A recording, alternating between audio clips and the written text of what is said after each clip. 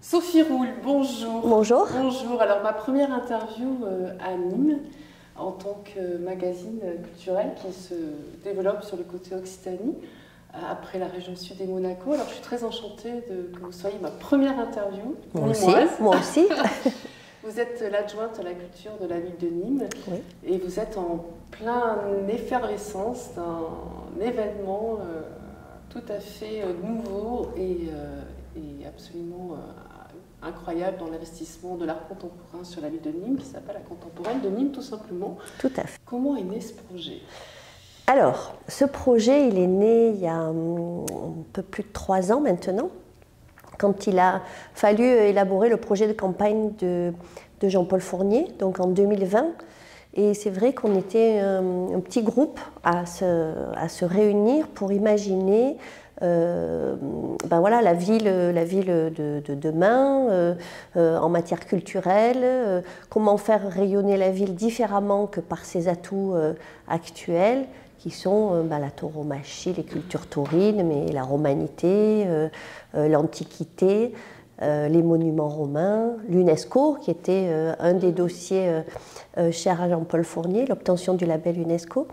Et c'est vrai qu'on a vite opté en lien avec Carré d'Art, parce que c'est vrai que Nîmes a quand même un passé, un présent et un futur très en lien avec l'art contemporain, avec Carré d'Art, le musée, avec ses collections, depuis 30 ans, même avant depuis Jean Bousquet, il y a eu cette volonté de faire rayonner la ville par l'art contemporain, avec la création de ce magnifique musée Carré d'Art, par rapport à l'école des Beaux-Arts aussi, qui chaque année forme beaucoup d'artistes qui font rayonner la ville à l'échelle nationale, voire internationale.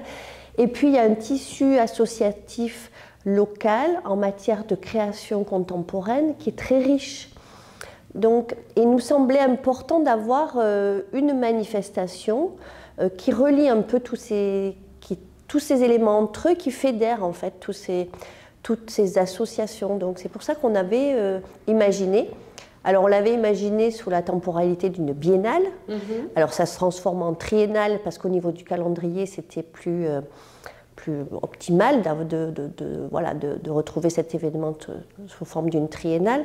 Mais voilà le point de départ de la création, de l'élaboration de cette manifestation en fait. Et donc vous l'avez pris sous vos ailes en tant que déléguée de la culture. Est-ce que vous êtes une passionnée de l'art contemporain personnellement ?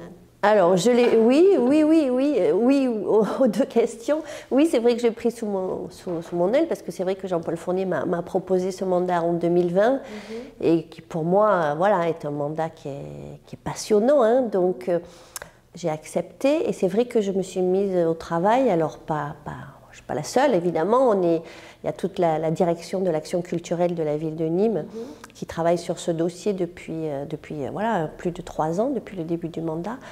Et c'est vrai que ça me passionne. Alors, je connaissais, bien sûr, j'allais dans les musées voir de l'art contemporain, mais grâce à cet événement, j'étais en immersion. Oui, complètement. Et j'ai pu aller pendant mes vacances, par exemple, voir ce qu'ils faisaient au Havre, à Nantes, à Bruges, à Lille, en matière d'événements autour de la création de l'art contemporain. Et c'est vrai que plus ça va, plus ça me passionne. C'est un rayonnement d'artistes et de territoire aussi, cette contemporaine ? Oui, tout à fait. C'est un rayonnement d'artistes. Alors, parce que c'est des artistes un petit peu locaux. Oui, il y a des artistes locaux, régionaux et nationaux. Donc, et puis c'est aussi les artistes émergents aussi qui sont mis à l'honneur, donc c'est aussi peut-être pour certains un tremplin, cette manifestation. Et puis c'est la volonté de faire rayonner la ville à l'échelle nationale, voire internationale, parce qu'on a vraiment une ambition, comme d'autres villes ont su le faire il y a quelque temps. Je pense souvent à Arles, qui a des fondamentaux en termes de culture en lien avec l'Antiquité, avec les monuments, mais aussi en lien avec la tauromachie, les fêtes populaires, la feria. Mais il y a plusieurs années, Arles a su aussi miser sur la photo, sur voilà, cette création contemporaine. Et du coup, aujourd'hui, quand on pense à Arles, on pense photo, beaucoup. Hein. Bon, alors maintenant, avec Maya Hoffman, on pense aussi art contemporain. Mais donc voilà, c'est pas antinomique de penser à une ville très patrimoine, très traditionnelle, je veux dire, dans ses traditions, et de penser aussi à la création contemporaine. Donc c'est un petit peu ce pari de donner une nouvelle image en complémentarité, parce qu'il n'est pas, voilà, on ne veut pas opposer les proto-Rhin, voilà, la culture, voilà, la culture, c'est un peu, voilà, c'est tout ça en fait. Donc c'était cette idée de faire rayonner la ville un petit peu différemment, de parler de Nîmes un petit peu différemment à l'échelle nationale, voire internationale. Oui, tout à fait, oui. Et alors, donc, en termes d'exposition, donc c'est une grande exposition à ciel ouvert, si on peut dire ça. Oui, on peut dire ça. Oui. On va venir avec un drone et on va faire l'exposition. Qui va se situer sur l'ensemble de la ville, sur des lieux spécifiques vous pouvez nous en parler? Alors oui, bien sûr. Donc il y a 5 axes en fait dans la contemporaine de Nîmes. Déjà, voilà, comme vous le dites, il y a une grande exposition à la fois dans l'espace public et dans les musées en fait. L'idée, c'était d'aller un peu provoquer le public dans l'espace public pour aller susciter l'envie ensuite d'aller dans les musées. Donc il y aura 6 œuvres pour certaines monumentales qui sont installées dans l'espace public. Par exemple sur les allées Feuchères, dans les Jardins de la Fontaine, sur la place du Chapitre, sur la gare de Nîmes même. Enfin voilà, il y en a 6. Et ensuite, il y a dans chaque musée de la ville une exposition. En fait, à chaque fois, c'est des binômes d'artistes. C'est un artiste émergent qui va travailler avec un artiste confirmé. Et c'est ce lien entre ces 2 artistes ou le travail de ces 2 artistes qui va faire naître une création. Voilà. Donc il y a une histoire de transmission aussi. Exactement, de transmission, de mentorat, d'intergénérationnel. On est vraiment sur ces problématiques, entre guillemets, là. Et quel est le public que vous attendez alors justement? Est-ce que vous attendez des personnes passionnées ou justement des personnes qui pourraient se balader dans des lieux et de mêler justement, de créer des passerelles entre le patrimoine, l'art Mais on a essayé, alors comme c'est une manifestation, c'est pas une manifestation d'art contemporain, c'est une manifestation de création contemporaine. Pourquoi? Parce que tous les arts sont représentés. On parlait tout à l'heure de la photo, on aura une exposition photo, même plusieurs. On va avoir la danse, on va, par l'intermédiaire de chorégraphie, de spectacles de danse, on va avoir le théâtre avec une création spécifique de spectacles de théâtre, on va avoir du cinéma, parce qu'on va avoir une création d'un film, mais on va avoir les arts visuels avec des créations voilà, d'installations. On va avoir de la musique aussi, avec voilà, de la musique créée spécifiquement pour l'événement. Donc on n'a pas voulu vraiment se focaliser sur un des arts de la création, mais on a voulu vraiment être au plus large pour, d'une part, intéresser plus de personnes, plutôt que d'être trop spécifique dans une branche. Et puis pour permettre à chacun de se reconnaître et de venir chercher ce qu'il a envie de trouver ou pas, ou de tomber par hasard sur quelque chose, voilà, pour le surprendre aussi.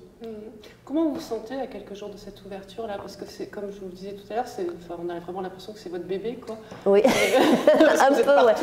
Un peu, oui, mais parce que je le porte vraiment avec beaucoup de conviction et je pense que, voilà, je pense que ça va marcher. Je pense que les Nîmois, les touristes, parce que l'idée, c'est aussi d'être vraiment dans la culture pour tous. C'est pour ça qu'on n'est pas dans un événement dans l'entre-soi, dans les cuissons. On va aussi dans les quartiers, on parle des quartiers prioritaires de la ville beaucoup en ce moment, mais voilà, on est dans ces quartiers-là avec le quartier Pissevin-Val-de-Gour, mais aussi dans le quartier Gambetta, dans les quartiers de la Placette. On va vraiment dans Route d'Arles aussi avec Necpos, on va vraiment beaucoup, alors pas tous les quartiers, parce que là pour cette première édition c'était pas possible, mais on va vraiment dans beaucoup de quartiers de la ville pour aller au plus proche, au plus près des habitants, pour pouvoir susciter l'envie et vraiment inciter les habitants à ensuite aller découvrir les autres lieux. On est vraiment en lien avec la culture pour tous et pour intéresser le plus de personnes à rencontrer une œuvre dans l'espace public, comme je vous disais, et ensuite, pourquoi pas, aller dans un musée. Et le jeune public aussi? Alors, le jeune public, c'est le thème de la manifestation, c'est la nouvelle jeunesse. Voilà, donc la jeunesse est vraiment au centre, c'est vraiment le thème au centre de la manifestation. Alors, bien sûr, voilà, en termes de tarification, on a fait beaucoup de gratuité pour les jeunes, pour les inciter aussi, évidemment, à venir, que l'argent ne soit pas une barrière, un frein pour rentrer dans les musées. Donc ça aussi, ça a été un travail très important. On a un pass à 10 € pour rentrer dans les 5 lieux musées, en fait. Donc c'est pas cher. Et puis il y a beaucoup de gratuité pour les moins de 26 ans, pour voilà, les plus... il y a énormément de gratuité. Est-ce que là, vous êtes dans le moment présent ou vous pensez déjà à la prochaine édition? Alors là, je suis plutôt dans le moment présent, mais alors pour la deuxième édition, déjà, on a souhaité que la direction artistique, qui a vraiment écrit le projet sur mesure, soit missionnée pour la deuxième édition. Donc il y a déjà des idées qui sont... Oui, et puis il y a une volonté vraiment de l'inscrire dans la durée. Hein. Ce n'est pas un événement pour se faire plaisir une fois, c'est vraiment quelque chose qui doit être pérennisé sur notre territoire. Acquérir cette propre identité numérique. Exactement, et oui, c'est cette idée. Mais la deuxième édition, alors je vous avoue qu'en ce moment, pas trop, parce qu'on est tellement, à 15 jours de l'ouverture de l'événement, on n'est pas trop dans la deuxième édition, mais je pense que dès que ça va commencer, on va voir ce qui fonctionne moins, et là, on va être... rapidement dans la deuxième édition, je pense. Oui, dans la lancée de la prochaine. C'est ça. Et donc c'est une manifestation qui dure plusieurs mois, je crois. Oui. Du 5 avril Et c'est ça, au 23 juin. Voilà. Donc ça laisse le temps aussi de errer dans la ville avec les beaux jours aussi. Exactement, puis ça laisse le temps, il y a des périodes de vacances, donc ça laisse le temps aussi à différents publics de venir passer quelques jours à Nîmes pour visiter l'exposition, puis les monuments aussi, plus... tout le reste. On a souhaité que ça à cheval, que ce soit un peu au printemps aussi, un peu plus tôt dans la saison, ou par exemple d'autres événements en région, PACA ou Occitanie, voilà, ne pas être en interférence avec d'autres événements. Voilà, on a fait vraiment un gros travail avec le 104 Paris au démarrage de la définition du projet, pour réfléchir à quel moment il fallait le faire, combien de temps il fallait que ça dure, où est-ce qu'on voulait se placer en termes d'excellence, j'ai envie de dire. On a travaillé tout ça, oui. Et alors, vous êtes exigeante avec vous-même, justement? Oui. Oui, j'ai... Pour avoir cette excellence. Alors, moi, je me dis que si... On veut un événement populaire, mais ce n'est pas parce que ce sera un événement populaire qu'il faut que ce ne soit pas qualitatif. Et moi, vraiment, et la direction artistique l'a bien compris, on veut vraiment un événement d'excellence, en fait. Parce que voilà, on veut par exemple, on a des artistes, Laure Prouveau qui a représenté la France à Venise. On a invité comme artiste un artiste, Ali Chéri, qui est en ce moment à la Fondation Giacometti à Paris. On veut des artistes vraiment d'excellence parce qu'on veut un événement d'excellence. Vous avez parlé de création, donc les créations, ce sont des créations qui sont déjà faites ou ce sont des créations qui vont se faire en direct? Oui, tout est nouveau.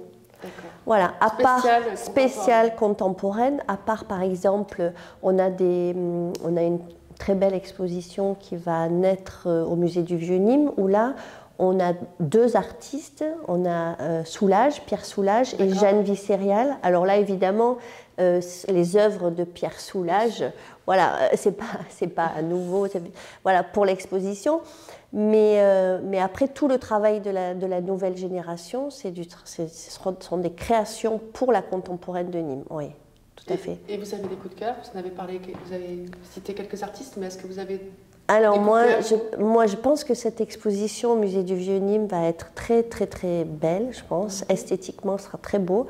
Parce que le travail de Jeanne Visserial, c'est un travail en lien avec le tissu. En plus, ça a du sens avec le musée du Vieux Nîmes, qui sera dans quelque temps le futur musée du textile et du de Nîmes. On est en train de travailler sur ce sujet. Puis elle a créé un parfum, donc quand on va rentrer, il y aura voilà, des senteurs, il y a une musique particulière. Puis je crois que les soulages exposés, il y en a un qui n'a jamais été montré au public. D'accord. Donc vraiment, moi, mon coup de cœur, c'est, je pense, en intérieur, ça va être celui-là. Après, je n'ai pas vu, donc voilà, sur le papier, pour moi, c'est ça. Et après, je pense que l'œuvre monumentale dans les Jardins de la Fontaine des deux architectes. Alors bon, moi ça me parle parce que je suis architecte aussi, donc il y a peut-être ça. Mais voilà, dans le cadre des Jardins de la Fontaine, le travail sur l'eau, le cheminement de l'eau, voilà, ça parle beaucoup aux Nîmois en général, je pense aussi. Donc pour l'instant, sans avoir vu les œuvres vraiment, parce qu'elles sont en cours de construction, hein, là, je dirais, voilà, ce sont ces deux œuvres. Après, peut-être que ça sera différent, je ne sais pas. Qu'est-ce qu'on peut vous souhaiter là? Moi, voilà, ma volonté, mon ambition, mon souhait, c'est que vraiment le public s'approprie la manifestation. Et, enfin, alors, bien sûr, je ne suis pas le plus grand nom, moi je ne suis pas magicienne, mais et puis bien sûr que ça va susciter peut-être du rejet ou voilà, de l'incompréhension, mais que le plus grand nombre puisse s'approprier et puisse en retirer quelque chose en fait. C'est ça ma volonté et que voilà, qu'on puisse amener plus de public dans les musées aussi, parce que voilà, en tant qu'élu à la culture, ma volonté c'est qu'il y ait de plus en plus de personnes qui rentrent dans les musées. Donc moi, ça serait signe de réussite, oui. Merci beaucoup Sophie Roule pour cette rencontre. Merci à vous, merci. Et puis pleine de belles perspectives pour cette contemporaine et cette future contemporaine. Merci à vous. Merci beaucoup Sophie.